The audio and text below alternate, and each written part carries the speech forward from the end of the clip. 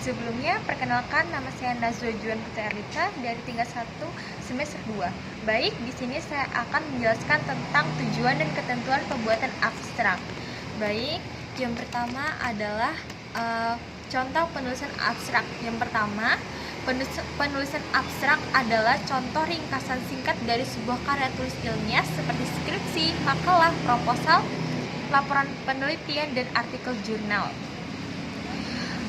Abstrak biasanya berisi gambaran umum tentang tujuan, metode, hasil, dan kesimpulan dari penelitian atau pembahasan yang dilakukan.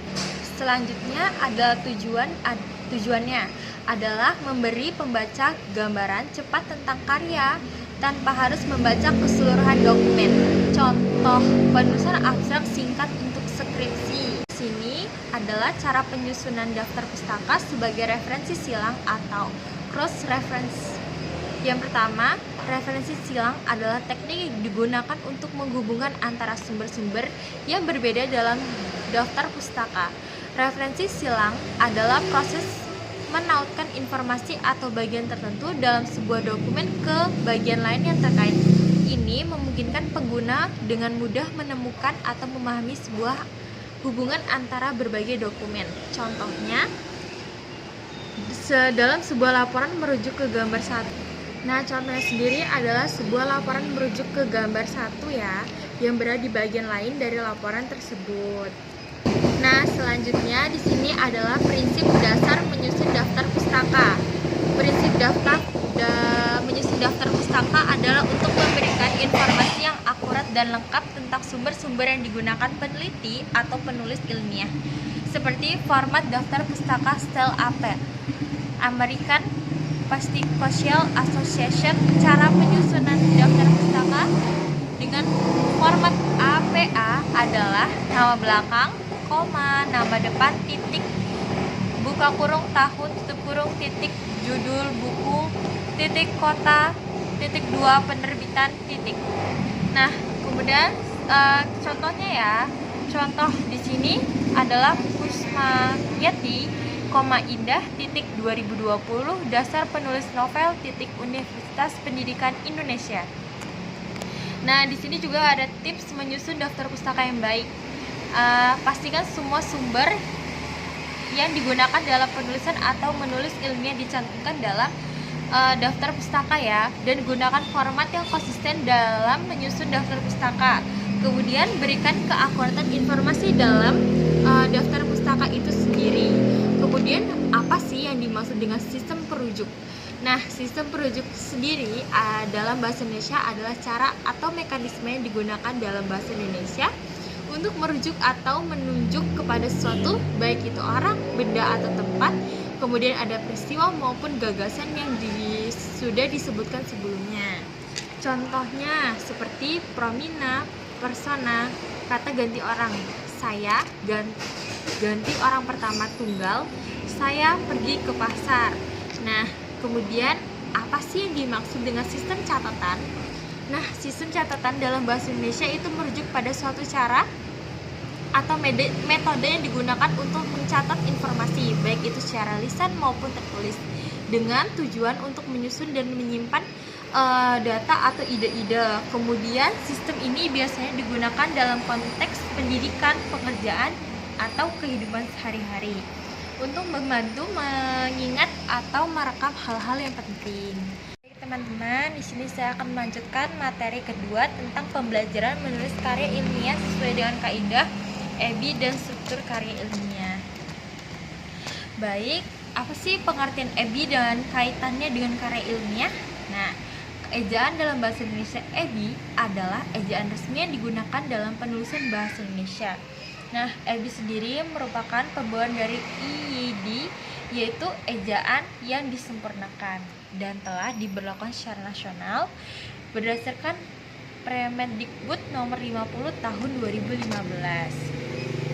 Kemudian di sini adalah unsur-unsur dalam bahasa sesuai dengan EBI dalam karya ilmiah.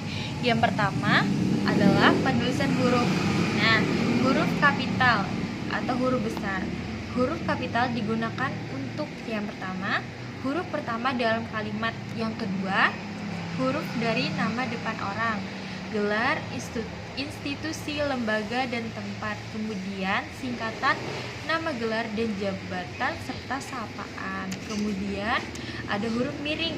Huruf miring digunakan untuk menulis istilah asing yang belum diserap dalam bahasa Indonesia. Kemudian yang kedua, menekan kata atau frasa tertentu. Nah, di sini ada penulisan kata. Kata dasar dan kata turunan. Yang pertama, satu, kata dasar langsung ditulis tanpa imbuhan. Yang kedua, kata turunan, imbuhan ditulis sesuai dengan aturan morfologi. Yang ke B adalah kata ulang. Di sini ya teman-teman, ditulis dengan tanda hubung strip di antara dua kata. Yang ketiga ada kata depan seperti di, ke, dan dari, ditulis terpisah dengan kata yang mengikuti jika menunjukkan tempat. Nah, baik, di sini teman-teman yang selanjutnya adalah memakai tanda baca. Yang pertama ada titik, itu digunakan untuk mengakhiri kata atau kalimat. Terus setelah singkatan, gelar atau jabatan. Kemudian ada koma, digunakan untuk memisahkan unsur dalam suatu daftar. Lalu setelah kita menghubung intra kalimat seperti oleh karena itu, koma, dengan demikian. Ya, kemudian ada titik 2, digunakan untuk menjelaskan atau menguraikan bagian setelahnya. Yang keempat ada tanda kurung, digunakan untuk menyisipkan keterangan tambahan. Yang kelima ada tanda petik, digunakan untuk mengutip langsung dari sumbernya. Nah, yang kemudian ada 4 pilihan kata diksi. Bahasa karya ilmiah harus menggunakan bahasa baku sesuai Kamus Besar Bahasa Indonesia atau KBBI. Yang kedua, objektif dan formal, hindari bahasa sehari-hari, emosional dan metaforis. Yang ketiga ada konsisten, hindari perubahan gaya menulis di tengah teks. Yang kelima ada struktur kalimat dalam karya ilmiah harus efektif dan efisien, tidak bertele-tele, menggunakan struktur SPOK yaitu subjektif, predikat, objektif, dan keterangan secara lengkap. Kemudian menghindari kalimat ambigu dan multi tafsir ya teman-teman. Nah, selanjutnya di sini saya akan membahas ciri-ciri bahasa ilmiah yang baik dan benar. Nah, gimana sih ciri-cirinya? Ya, baik dan benar. Yang pertama, ilmiah dan objektif berdasarkan data, tidak bersifat subjektif atau opini pribadi ya teman-teman. Kemudian ada formal, menggunakan karya ilmiah resmi dan baku. Dan ketiga ada jelas dan logis, menyampaikan ide harus runut dan mudah dipahami, tidak boleh bertele-tele ya teman-teman. Kemudian tidak emosional. Nah, menghindari kata-kata emosional atau dramatis. Jadi kita tidak boleh terlalu emosional dalam berkalimat yang baik dan benar ya teman-teman. Kemudian yang kelima, menggunakan kalimat pasif secara profesional. Apa itu? Untuk menunjukkan objektif atau kalimat pasif sering digunakan, namun harus tetap memperhatikan kejelasannya. Nah, baik teman-teman, selanjutnya di sini saya akan menjelaskan tentang kesalahan umum. Apa sih dalam penggunaan bahasa dalam karya ilmiah? Nah, penulisan kata depan di dan ke disambung dengan tepat. Nah, salahnya yaitu contoh ya, di rumah, koma, ke sekolah. Benar. Yang benarnya sebenarnya di rumah, koma, ke sekolah. Nah, bisa dibaca ya teman-teman. Di atas ini sudah saya simpulkan. Menggunakan istilah asing tanpa menyesuaikan atau keterangannya, memakai kata tidak baku secara berulang, kalimat terlalu panjang tanpa tanda baca yang tepat. Nah, seperti itu adalah kesalahan umum dalam penggunaan bahasa dalam karya ilmiah ya teman-teman. Kemudian di sini saya akan menjelaskan tentang penting menyunting dan mengoreksi bahasa. Nah, penyuntingan itu apa sih? Nah, penyuntingan itu adalah editing. Nah, itu berfungsi untuk memperbaiki struktur kalimat, ejaan, dan pilihan kata. Kemudian ada koreksi atau proofreading untuk mendeteksi kesalahan kita, kesalahan ketik, tanda baca, dan tata bahasa. Di sini kita sudah sampai kesimpulan saja ya teman-teman, sudah ada di penghujungnya. Di sini saya akan membacakan tentang kesimpulan dari penjelasan saya yang tadi. Di sini kesimpulannya adalah penggunaan bahasa yang sesuai dengan ejaan dalam bahasa Indonesia atau EBI dalam penulisan karya ilmiah merupakan akses fundamental yang tidak dapat diabaikan dalam dunia akademik dan ilmiah ya teman-teman. Bahasa ilmiah bukan sekadar alat komunikasi, melainkan juga cermin dari kualitas intelektual dan profesionalisme penulis. Oleh karena itu, setiap karya ilmiah harus ditulis dengan memperhatikan kaidah-kaidah bahasa yang baik dan benar serta mengikuti pedoman resmi yang ditetapkan melalui EBI, teman-teman. Nah, halo teman-teman, kembali lagi dengan saya. Di sini saya akan menjelaskan tentang materi tentang alinea, pengembangan alinea. Baik, yang pertama adalah materinya pola pengembangan paragraf. Nah, pola pengembangan paragraf ini terdapat berbagai pola pengembangan yang digunakan untuk menyampaikan gagasan secara sistematis dan mudah dipahami. Pola ini membantu mengorganisasi informasi sesuai dengan tujuan dan jenis tulisan pola itu ya teman-teman. Nah, pola yang sering digunakan yaitu berdasarkan definisi, pola ini ditandai dengan menjelaskan terhadap suatu istilah sehingga pembicara bisa memahami apa makna dan istilah tersebut. Pola ini penulis memberikan definisi terhadap suatu gagasan tujuan agar pembaca memahami ide pokoknya. Nah, salah satu ciri dari pola ini yaitu menggunakan kata-kata yaitu, merupakan, ialah, diartikan sebagai, dan adalah. Pola pengembangan ini digunakan untuk mencegah terjadi interaktif yang berbeda terhadap suatu istilah.